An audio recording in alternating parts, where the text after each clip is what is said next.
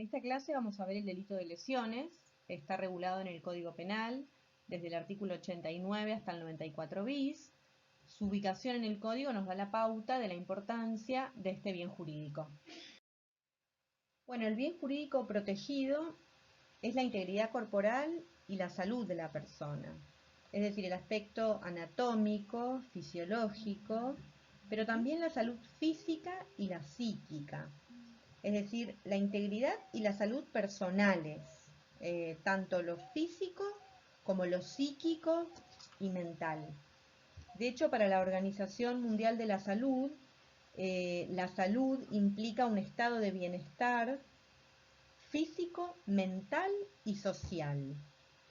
Es decir, se extiende no solamente a la parte física de la persona, es decir, a las lesiones que implican un daño en el cuerpo, sino también un daño psíquico, psicológico, que esto se ve hoy tiene mucha aplicación en todo lo que es violencia de género, donde no solamente la violencia corporal implica una lesión, sino se ven muchísimos ejemplos de violencia psicológica. Bueno, el tipo objetivo, el verbo típico, es causar un daño en el cuerpo o dañar la salud. Es decir, tenemos por un lado el daño al cuerpo, es decir, desde el aspecto físico, anatómico.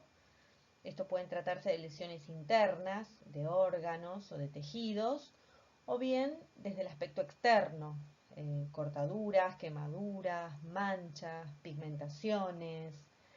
Cualquier afectación de esas va a implicar un daño en el cuerpo, en el aspecto físico. Y por otro lado habla de dañar la salud, que esto implica ya no el daño al cuerpo, sino al organismo de la persona. Es una alteración fisiológica. Por eso los ejemplos son fiebre, vómitos, desmayos, y también se incluye, por supuesto, el daño psíquico. No solo cuando se causa una enfermedad mental, sino también cuando se afecta psicológicamente.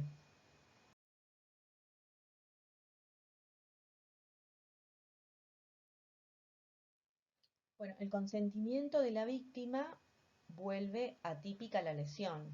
Por supuesto, ese consentimiento tiene que ser expreso y tiene que ser válido. Y para que ese consentimiento sea válido, la víctima tiene que consentir sobre un bien disponible. Y en este caso, la integridad física es un bien disponible con ciertas limitaciones. Tampoco puede consentir la ablación de un órgano si no es en el marco de un procedimiento médico autorizado.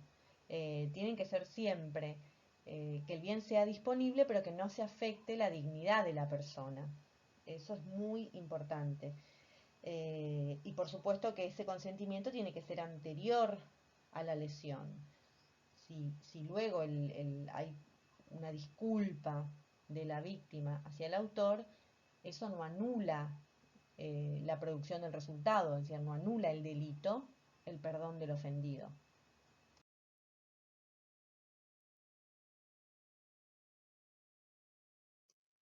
El delito de lesiones prevé tanto la figura dolosa como la figura imprudente. En el caso del delito doloso, puede ser cometido con dolo eventual o dolo directo, por supuesto. Es decir, admite el dolo eventual. Y en cuanto a las situaciones dolosas, pueden darse dos situaciones particulares. Por ejemplo, que un sujeto intente cometer lesiones gravísimas y por razones ajenas a su voluntad solo comete lesiones leves. Entonces debe responder por lesiones gravísimas en grado de tentativa.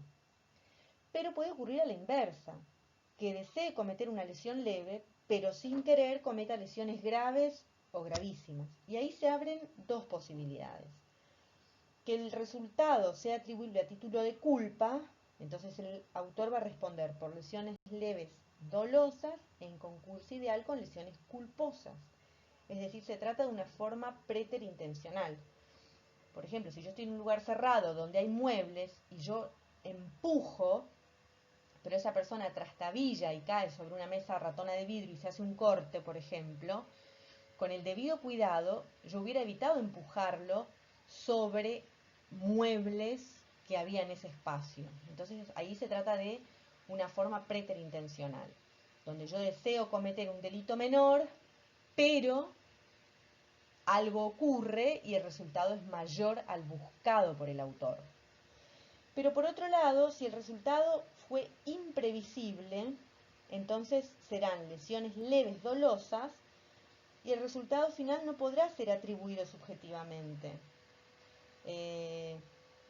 No sé, por ejemplo, si lo empujo en la calle o le doy una bofetada a alguien en la calle y esa persona termina cayendo sobre el borde de la calle que es filoso, no sé, y se muere por el golpe en la cabeza, por ejemplo. Entonces, en una situación que yo simplemente doy una bofetada en un espacio abierto, es fortuito que la persona termine cayendo sobre el borde de la calle y fallezca o termine con lesiones gravísimas, por ejemplo. Entonces, en ese supuesto, el resultado final no va a poder ser atribuido subjetivamente a esa persona y nos vamos a quedar únicamente con las lesiones dolosas, leves.